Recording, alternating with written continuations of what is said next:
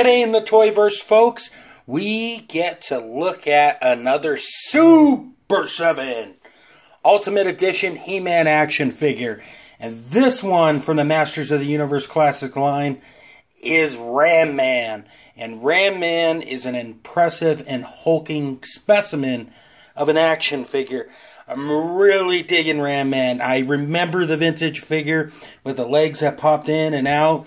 The color scheme is different, and the reason, I believe, from what I understand, is the fact that this Ram Man is based on his mini-comic appearance.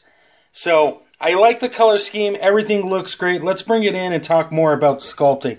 Let's take his accessory out. Let's focus on the head of Ram Man. Squinting and looking ready to kick some major butt.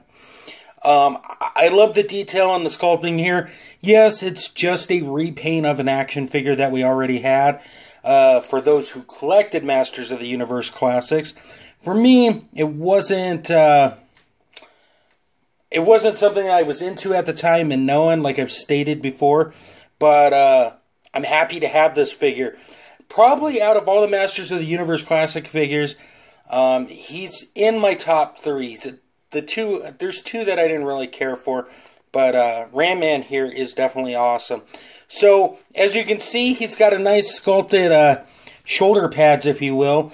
The only thing missing, I think, on this guy is some paint detail on those shoulder pads.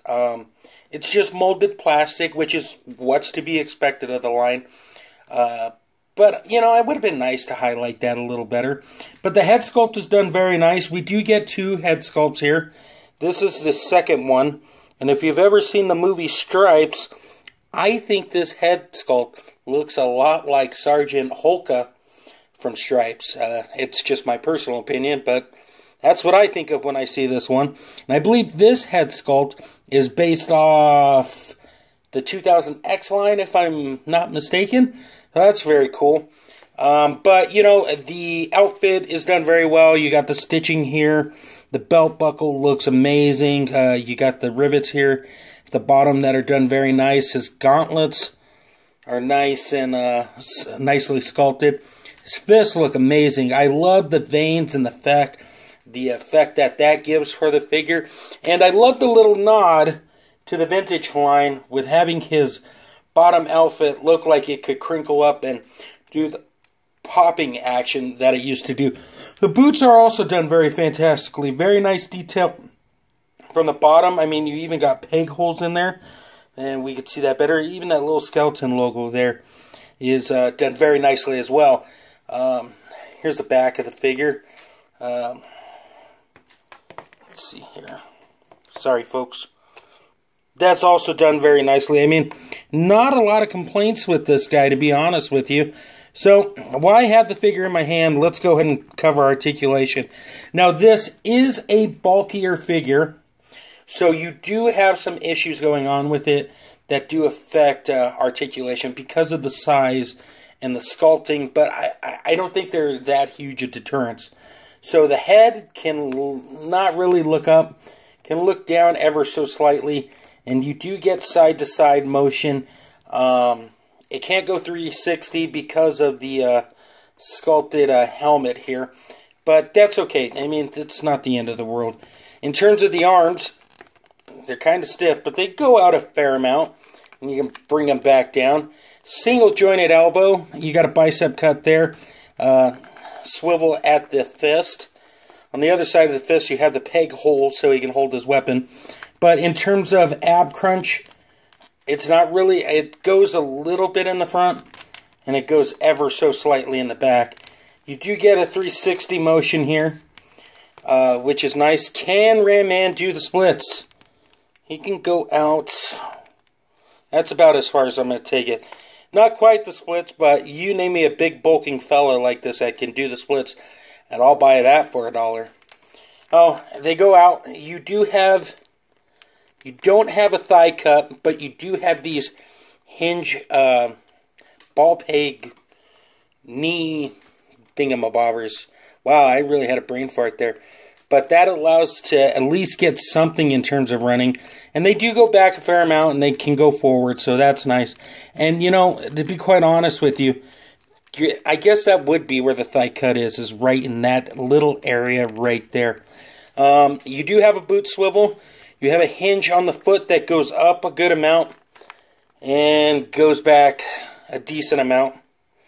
A little bit of an ankle pivot, but not a lot. And it's the same thing on the other side. So articulation is pretty straightforward and simple with this figure.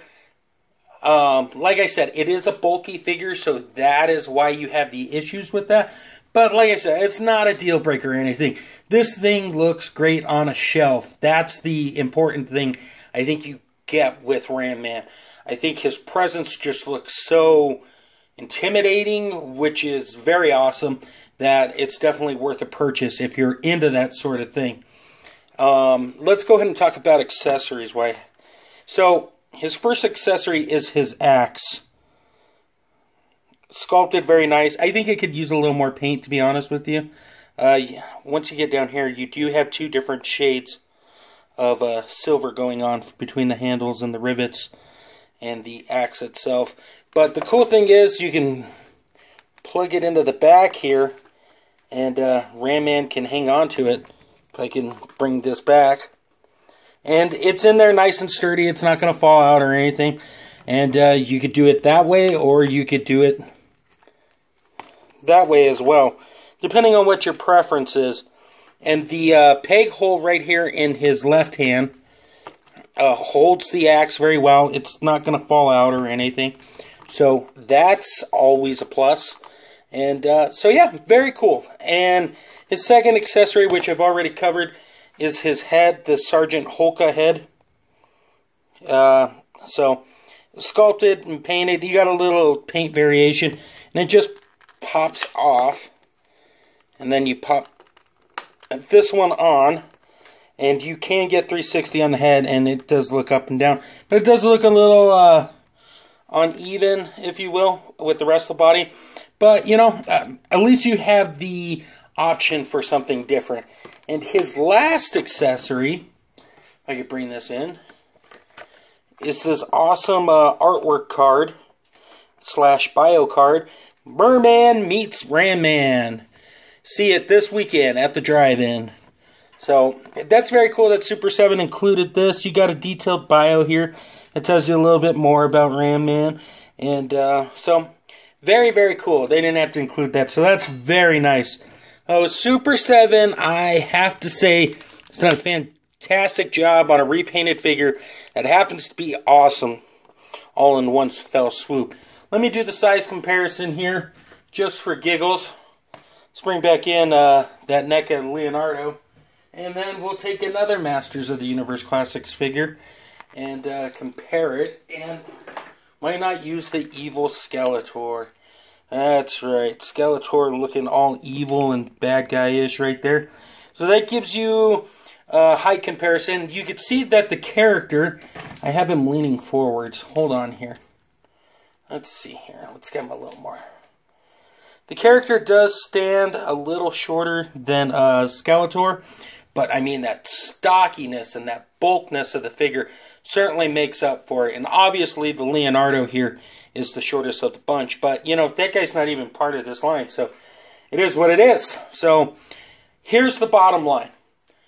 If you missed out on these figures, because now the only way to get them is on the secondary market, don't pay an arm and a leg if you don't really want to have them, is what I'm going to say as an advice.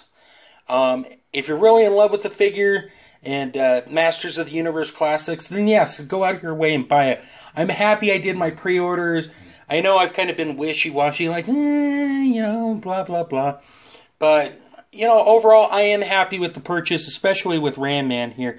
So that's going to do it for the show. Please check out our sponsors, be it Extreme Dash Sets, Undercover Capes, Big Bad Toy Store, doing toy photography. Use the hashtag ToyLoverCrew and throw a follow at ToyLoverCrew on Instagram. Stay tuned at the end for the slideshow. And until next time, friends, great googly moogly.